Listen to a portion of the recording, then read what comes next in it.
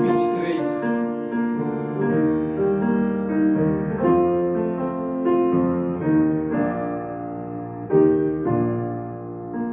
O Senhor é o meu pastor, nada me faltará, deitar-me faz em verdes pastos,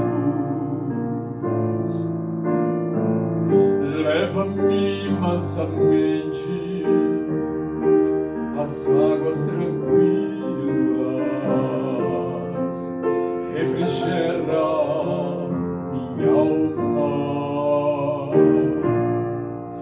guia-me pelas veredas da justiça, por amor do teu nome. E ainda que eu andasse pelo vale da sombra da morte, não temeria mal algum, porque tu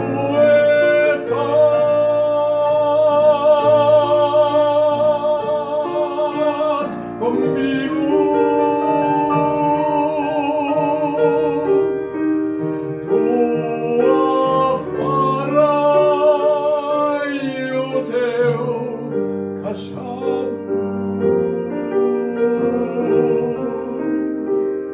me consolam,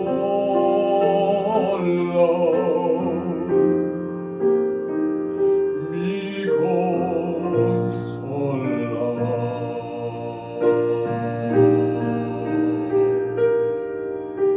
Preparas-me uma mesa perante mim, na presença dos meus inimigos. Unges a minha cabeça com óleo, o meu cálice transborda. Certamente que a bondade e a misericórdia me seguirão todos os dias de minha vida, e então habitarei na casa do meu Senhor por longos dias,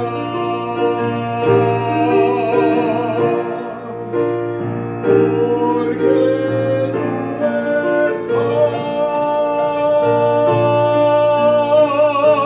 estás comigo.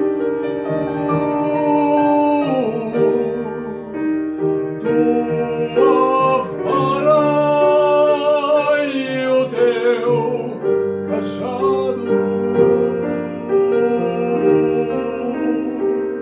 me consolam,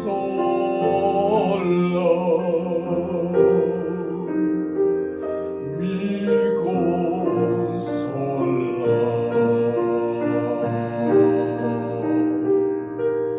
Por longos dias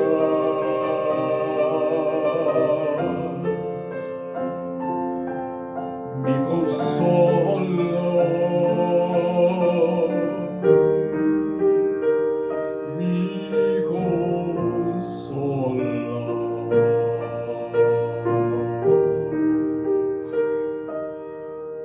me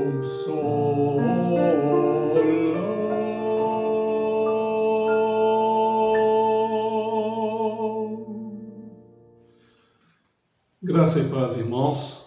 Este é o nosso culto de renovação espiritual que acontece todas as quintas-feiras às 19h30 em nossa igreja. Mas nesse momento de distanciamento social, de pandemia, nós estamos transmitindo então as nossas mensagens através do nosso canal do YouTube. Eu gostaria de fazer um apelo a você que ainda não fez a sua inscrição em nosso canal. Faça a sua inscrição nesse momento, nos ajude assim a atingir o número de 1000 inscrições Isso vai agilizar, vai facilitar o nosso trabalho, a transmissão das mensagens que temos feito. Essa noite nós queremos meditar na palavra do Senhor, que nos traz esperança. O tema da mensagem que eu quero transmitir aos irmãos é exatamente isso: ainda há esperança. Num tempo em que a gente vive tanta falta de esperança, tanta angústia, tantas dificuldades, por causa do distanciamento, de tudo que estamos vivendo. Mas Deus está bem presente em nosso meio, Ele está agindo em sua família, agindo na sua casa, e certamente essa palavra vai abençoar o seu coração. Então, tenha a sua Bíblia em mãos, nós vamos ler alguns textos bíblicos, nós vamos meditar nessa palavra de Deus, que nos traz esperança ao nosso coração. Na nossa cultura brasileira, há um ditado popular que é muito comum, que diz que a esperança é a última que morre. Certamente você já ouviu isso. Na verdade, esse dito popular, ele contraria o princípio bíblico de 1 Coríntios, capítulo 13, verso 13, quando diz que a esperança não morre, mas ela permanece para sempre. Diz assim: agora, pois, permanecem a fé, a esperança e o amor. Estes três, mas o amor destes é o maior. O maior destes é o amor. Então nós entendemos que a palavra de Deus traz para nós a esperança viva na pessoa de Jesus, que guarda as nossas vidas, que fala ao nosso coração, que nos mantém com ânimo renovado a cada manhã. É bem verdade que muitas vezes, no dia a dia, nós passamos por situações que parecem não haver mais esperança. Situações em que nós nos encontramos num beco sem saída, desanimados, desmotivados. Mas a Bíblia continua nos mostrando que nessas horas de tribulação, nessas horas de provação, nesses momentos em que a angústia, o desespero nos abatem, as circunstâncias parecem ser maiores do que nós, os problemas parecem se agigantar diante de nós, nos sentimos derrotados, fracassados, impotentes e sem esperança. Foi assim com diversos personagens bíblicos, e nós encontramos diversos relatos na Bíblia que nos mostram momentos em que pessoas estavam vivendo dificuldades tremendas. Como Jairo, quando recebeu a notícia de que era tarde demais, a sua filha já havia morrido, não valia mais a pena levar Jesus até ela. O texto de Marcos, capítulo 5, verso 35, ele relata isso. E diz assim: enquanto ele ainda falava, chegavam pessoas da casa do chefe da sinagoga, a quem disseram: a tua filha já morreu, porque ainda incomodas o mestre. Trouxeram uma notícia terrível ao coração daquele pai. A sua filha, sua única filha, havia morrido. Aquelas pessoas chegaram e falaram: não incomoda mais o mestre, não adianta ele ir mais, porque a tua filha já morreu. Mas Jesus lançou a sua palavra sobre aquela angústia, sobre aquele desespero, sobre aquela falta de esperança. E a menina estava viva, ela foi curada, ela foi tratada por Jesus e pela sua palavra. Aquela família experimentou a graça de Cristo. Foi assim também com Marta, Maria, na sua aldeia em Betânia, quando Lázaro adoeceu e morreu.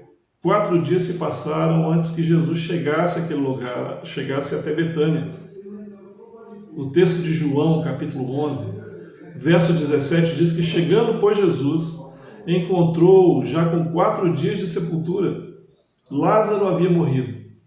Havia uma grande e profunda dor no coração daquela família. As pessoas estavam reunidas para o sepultamento, para o velório, para aquele momento de angústia daquela família. Toda a aldeia mobilizada, toda a aldeia fragilizada, as carpideiras que estavam chorando todo o tempo, angustiados, chorando a dor daquela família. Mas Jesus chegou àquele lugar e, mediante a sua palavra, Lázaro ressuscitou. Lázaro saiu do túmulo. Jesus o chamou, a palavra de Jesus penetrou naquele túmulo e Lázaro ressurgiu. Jesus assim restaurou a esperança que já não havia no coração daquela família. Já não havia no coração de Marta, quando Marta vai ao encontro de Jesus no caminho. e declara para Jesus: se o Senhor estivesse aqui, Lázaro não teria morrido. Maria, que por sua vez vai também ao encontro de Jesus e se lança aos seus pés, adorando Jesus, reconhecendo a autoridade de Jesus. Jesus alinha o coração daquela família, Jesus trata a dor daquela família. Mas muito mais do que isso, Jesus restaura, ele renova a esperança daquela família. Uma esperança viva. Todo aquele que morrer crendo em mim, ainda que morra, viverá. Viverá eternamente, viverá para todo sempre, na glória com o Senhor. Mas há um texto que eu gostaria de que os irmãos abrissem as suas Bíblias comigo, que está no livro de Jó, no capítulo 1, quando nós lemos o relato a respeito da vida desse homem, que o próprio Deus afirma que era um homem reto, íntegro, temente a Deus. O próprio Deus afirma que não há na terra ninguém que se assemelhe a Jó. Abra sua Bíblia, Jó, capítulo 1. Eu quero ler a partir do verso... Nós vamos ler alguns versos anteriores aqui, já no início do capítulo. Capítulo 1, verso 1 diz assim: havia um homem na terra de Uz, cujo nome era Jó, homem íntegro e reto, temente a Deus, e que se desviava do mal. Nasceram-lhe 7 filhos e 3 filhas. Jó era um homem muito próspero. Ele possuía muitas riquezas. O verso 4 diz que os seus filhos iam às casas uns dos outros e faziam banquetes, cada um por sua vez, e mandavam convidar as suas 3 irmãs e comerem e beberem com eles. Eles faziam muitas festas, eles celebravam a vida, celebravam a prosperidade, celebravam a paz que eles possuíam, celebravam a família que eles tinham, abençoada, liderada por Jó, que era o pai dessa família. E conforme lemos, a própria Bíblia afirma isso, um homem íntegro e reto, temente a Deus, e que se desviava do mal. No verso 5, diz assim: decorrido o turno de dias de seus banquetes, chamava Jó a seus filhos e os santificava. Jó tinha essa atitude de temor a Deus. Ainda que os seus filhos tivessem cometido algum pecado, Jó afirmava: eu vou consagrá-los, eu vou expiar os pecados deles através do sacrifício, eu vou honrar o nome do Senhor. E assim os filhos viam essa verdade na vida de Jó, e certamente poderiam reproduzir isso nos seus lares. Verso 5 diz assim: chamava Jó seus filhos e os santificava, levantava-se de madrugada e oferecia holocaustos, segundo o número de todos eles. Pois dizia: talvez tenham pecado os meus filhos e blasfemado contra Deus em seu coração. Assim fazia Jó continuamente. Jó continuamente consagrava os seus filhos, a sua família, o seu lar a Deus. Isso mostra aquilo que o texto está afirmando lá no início, que Jó era um homem reto, íntegro e temente a Deus, e que se desviava do mal. E aí nós vemos o relato dos versos posteriores, do momento em que Satanás se apresenta a Deus, e Deus questiona a Satanás: você tem observado meu servo Jó? Ninguém há na terra semelhante a ele. Agora é uma afirmação do próprio Deus. Ninguém há na terra semelhante a ele. Homem íntegro e reto, temente a Deus e que se desvia do mal. Então respondeu Satanás ao Senhor: porventura Jó debalde teme a Deus? Então Satanás lança um desafio a Deus. E ele diz: olha, tira tudo que Jó tem, para você ver se ele não vai blasfemar contra você. Você cercou Jó com uma sebe, ele, a sua casa e a tudo quanto ele tem. Eis que tudo quanto ele tem está em teu poder, diz o Senhor. Somente contra ele não estendas a mão. E Satanás saiu da presença do Senhor. Deus permitiu que Jó passasse por aquela tribulação. Deus permitiu que Jó experimentasse aquela dor. Deus permitiu que Satanás estivesse agindo sobre a vida de Jó, tirando dele toda a sua paz, tirando dele toda a sua riqueza, tirando dele os seus bens mais preciosos, como seus filhos, a sua família. Que situação terrível, irmãos. Mas eu quero, a partir do verso 13, dar ênfase aqui à nossa meditação, que eu anunciei no início, ainda há esperança. Diante de todas essas aflições que Jó experimentou, diante de todos os abandonos, diante de todas as situações extremas que Jó enfrentou, ele encontrou esperança no Senhor. No verso 13 diz assim: sucedeu um dia em que seus filhos e suas filhas comiam e bebiam vinho na casa do irmão primogênito, que veio um mensageiro a Jó. Ele disse: os bois lavravam, as jumentas passiam junto a eles. De repente deram sobre eles os sabeus, e os levaram e mataram aos servos a fio de espada. Só eu escapei para trazer-lhe a nova.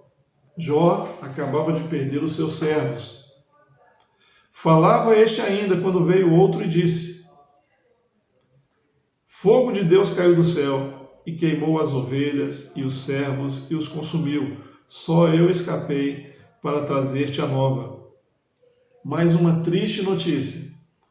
No verso 17, falava este ainda quando veio outro e disse: dividiram-se os caldeus em 3 bandos, deram sobre os camelos e os levaram e mataram aos servos a fio de espada. Só eu escapei para trazer-lhe a nova. Jó estava recebendo notícias terríveis a respeito de perda, que trariam certamente grande sofrimento à sua família. Verso 18 também, este falava quando veio outro e disse: estando teus filhos e tuas filhas, comendo e bebendo vinho, em casa do irmão primogênito, eis que se levantou grande vento do lado do deserto, e deu nos 4 cantos da casa, a qual caiu sobre eles, e morreram. Só eu escapei para trazer-lhe a nova. Agora, Jó perde os seus 10 filhos, de uma vez. Então Jó se levantou, rasgou o seu manto, rapou a cabeça e lançou-se em terra e adorou. A atitude de Jó demonstra todo o seu temor a Deus. A atitude de Jó demonstra toda a sua consagração a Deus. Um homem que tem uma vida consagrada, mesmo nessas situações tão extremas, tão adversas, Jó encontra esperança em Deus e adora a Deus. E ele diz no verso 21, e disse: nu saí do ventre de minha mãe, e nu voltarei. Não são as coisas deste mundo que vão aprisionar o meu coração.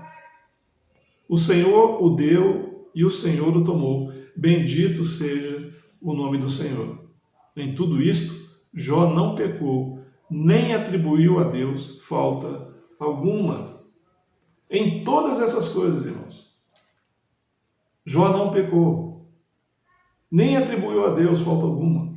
Não levou acusações a Deus. Pelo contrário, ele se prostrou e adorou a Deus, buscando o renovo dessa esperança. Havia dor no coração de Jó? Certamente. Era uma situação tão extrema, algo tão terrível que se abate sobre ele. Nós não vemos Jó antes se lançando em desespero porque perdeu os seus bens, perdeu os seus servos, perdeu os camelos, as ovelhas, as propriedades. Mas Jó lança a sua dor aos pés do Senhor, aos pés de Jesus. É o lugar onde nós encontramos esperança. Talvez ao longo da nossa caminhada com Deus, nós sofremos algumas perdas, algumas batalhas, mas não perdemos a guerra, porque nós temos um general que age por nós e que cuida de nós. O nosso general é Cristo. É Ele quem peleja por nós. É Ele quem nos dá a vitória, Jesus quem nos dá a vitória. Então, firme os seus pés em Jesus. Firme os seus pés na viva esperança que é Cristo Jesus. O apóstolo Paulo, alguém que sofreu tantas dores e tantas perdas, ele escreve em Colossenses capítulo 1, verso 27, aos quais Deus quis dar a conhecer qual seja a riqueza da glória deste mistério entre os gentios, isto é, Cristo em vós, a esperança da glória. Meus irmãos, Cristo em nós é a esperança da glória. Temos esperança em Jesus. Jesus Cristo é a esperança da glória. É nele e somente nele que devemos colocar a nossa esperança e a nossa fé. Em Cristo depositamos a nossa esperança e a nossa fé. Assim como Jairo, assim como Marta, assim como Jó, nós devemos colocar a nossa fé no Senhor e crer que nem tudo está perdido. e que apesar das adversidades, apesar das circunstâncias que vivemos, ainda há esperança. Leia ainda em Jó, capítulo 14, versos 7 a 9. Acompanhe comigo essa leitura. Jó 14, versos 7 até o verso 9. Porque há esperança para a árvore, pois mesmo cortada, ainda torna a brotar, e que não cessem os seus renovos. Verso 8. Ainda que envelheça a sua raiz na terra, e morra o seu tronco no pó.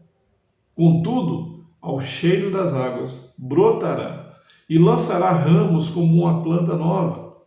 Sim, meus irmãos, o texto está dizendo que nós devemos crer no cheiro das águas, porque ao cheiro das águas brotará e lançará ramos como uma planta nova. Quando sentimos a brisa, nós não estamos vendo os resultados daquela brisa, mas o texto diz que quando nós sentimos o cheiro das águas, tenha esperança, porque vai brotar, vai lançar ramos como uma planta nova, há renovo, ainda que morra o seu tronco no pó, ainda que envelheça a sua raiz, vai tornar a brotar, não vai cessar os seus renovos. Assim somos nós em Cristo Jesus, assim devemos firmar a nossa fé. Há um Deus grande e todo-poderoso cuidando de nós. Estamos firmados nessa promessa, assim como o salmista nos diz, no Salmo 1, verso 3, seremos como árvore plantada junto à corrente de águas, que no devido tempo dá o seu fruto. A ordem, a disciplina, no devido tempo, no tempo de Deus, cuja folhagem não murcha, e tudo quanto fizermos será bem sucedido. Há esperança, há prosperidade, há fruto, há renovo, quando nós esperamos pacientemente no Senhor. O Senhor está no controle. O Senhor tem um plano para as nossas vidas. Assim como Ele disse a Jairo, hoje Ele diz a você e a mim, não tenhas medo, confie em mim. Não temas. É preciso crer e confiar. É preciso dar passos de fé, é preciso exercitar a fé em nossa vida cristã. E Jesus ordenou à filha de Jairo que se levantasse, e a menina logo saltou e começou a andar. Jesus disse, levanta-te, mas ela saltou e começou a andar. Há alegria, ainda há esperança, ainda há vida. Marta sabia disso.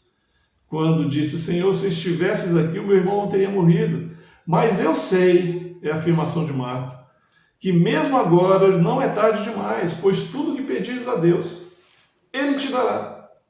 Jesus, eu já vi você fazer isso. Jesus, eu tenho esperança, a minha fé está firmada em Ti, a Tua palavra é poderosa e tudo aquilo que você pedir a Deus, Ele fará por amor, por zelo, por compaixão. Há um propósito para todas as coisas, irmãos, inclusive para as nossas provações. Há propósito de Deus quando passamos por tribulações, propósito de crescimento, de amadurecimento, de renovo, de experimentação de Deus, do amor de Deus. As nossas provações precisam trazer sobre nós crescimento e comprometimento com a obra do Senhor. O salmista diz no Salmo 46, versículo 10, aquietai-vos e sabei que eu sou Deus. Sou exaltado na terra, sou exaltado nos céus. Então aquiete o seu coração. Aquiete o seu coração em Deus, porque Ele é Deus. É um Deus todo-poderoso. É o Senhor que pode reverter e que quer reverter as adversidades em bênçãos. Ele quer mudar toda dor, toda lágrima em alegria, em gozo para nós e para os outros que estão ao nosso redor. Jó não teve somente a sua vida restaurada, a sua família restaurada, as suas riquezas restauradas, mas Jó teve também um grande testemunho a todos aqueles que lançavam acusações sobre ele, a sua esposa, os seus amigos, que acusavam Jó de algum pecado, mas o próprio Deus afirma, não há homem semelhante a Jó na terra, homem temente a Deus, íntegro e reto. Quando Jesus soube que Lázaro havia adoecido, ele disse que a doença não era para a morte, mas para a glória de Deus.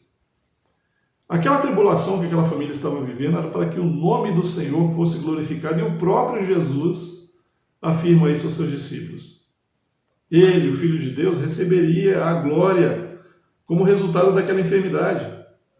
Nós nos queixamos por tão pouco em tantas circunstâncias, mas permita que o Senhor esteja usando a sua vida, a sua experiência de vida, a sua fé renovada para a glória do nome dele.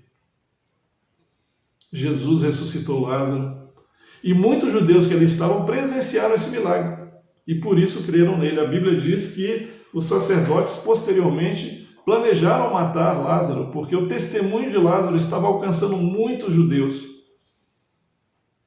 Creram em Jesus através do grande milagre que se operou na vida daquela família. Da mesma forma hoje, irmãos, o Senhor nos convida a declarar que toda a adversidade, toda a tribulação pela qual estamos passando, o que venhamos a passar, não é para a morte, mas para a glória de Deus. Para a glória do nome do Senhor. Quando Jó analisa a sua vida, ele conclui que tudo que aconteceu com ele contribuiu para que ele tivesse uma maior intimidade com Deus. Antes, Jó diz assim, antes eu te conhecia só de ouvir. Está em Jó capítulo 42, verso 5. Eu te conhecia só de ouvir falar, mas agora os meus olhos te veem. Quantas pessoas estão nessa condição? Ouvem a respeito de Jesus, conhecem a história de Jesus, veem pessoas sendo abençoadas por Jesus, ouvem, apenas conhecem Jesus de ouvir falar. Mas Jó pode declarar com toda a veracidade, com toda a intensidade da sua vida, agora os meus olhos te veem. Se Jó era um homem íntegro, reto, temente a Deus, que não havia ninguém semelhante a ele, que se desviava do mal, muito mais agora, Jó é uma representação da presença de Deus neste mundo, diante da sua família, da sociedade, um grande e maravilhoso testemunho restaurado pelo poder de Deus. Satanás, ele vai tentar roubar, matar e destruir as nossas vidas. Mas em Jesus nós temos esperança. Estamos no mundo corrompido, não estamos alheios ao sofrimento desse mundo, não estamos guardados do sofrimento desse mundo. Pelo contrário, vivemos num mundo cheio de corrupção e enfermidades. Vamos ser afetados pelo mal deste mundo. Mas o nosso corpo, ele vai ficar nessa terra. A nossa alma pertence a Deus e nela ninguém pode tocar, pertencemos ao Senhor. Jó declara, antes eu te conhecia só de ouvir, mas agora os meus olhos te veem. E o Senhor restaura a sorte de Jó. Deus dá a Jó o dobro de tudo o que ele possuía, diz a palavra. Portanto, meu irmão, não se dê por vencido. Ainda há esperança. E Deus está trazendo entendimento ao nosso coração dos seus propósitos. O que Deus tem para nós, nessa hora, nesse dia, Deus tem algo maravilhoso a fazer em nossas vidas. Para sua meditação, eu gostaria que você guardasse esse texto, 1 Coríntios 13, 13. Agora, pois, permanecem a fé, a esperança e o amor. Estes três, porém o maior destes é o amor. O Senhor te ama. E porque Ele nos ama, Ele traz essa esperança viva em nosso coração a cada manhã. Então experimente esse renovo. Busque esse renovo espiritual a cada manhã. Viva intensamente esse renovo espiritual. Pois o Senhor tem bênção sem igual para você e para sua família. Que Deus te abençoe. Que você possa experimentar um restante de semana renovador no Senhor. E que a graça do Senhor seja sobre a sua casa, sobre a sua família. E que o Senhor traga essa restauração à sua vida. Você que necessita de uma restauração, experimente esse renovo do Senhor. Há esperança. Ainda há esperança. E nós temos essa esperança viva que é Jesus. A nossa esperança não morre. Ela morreu por nós um dia, mas Ele ressuscitou, está vivo e virá nos buscar. Ainda há esperança. Creia. Creia no Senhor Jesus. e você encontrará salvação para você e para sua casa. Que Deus te abençoe, em nome de Jesus. E que o amor de Deus, o nosso Pai, a graça do nosso Senhor e Salvador Jesus Cristo, a comunhão e as consolações do Espírito Santo estejam sobre você e sobre toda a tua casa, sobre todos nós, sobre a Igreja do Senhor, desde agora e para todo sempre. Amém. Que Deus te abençoe, em nome de Jesus. Que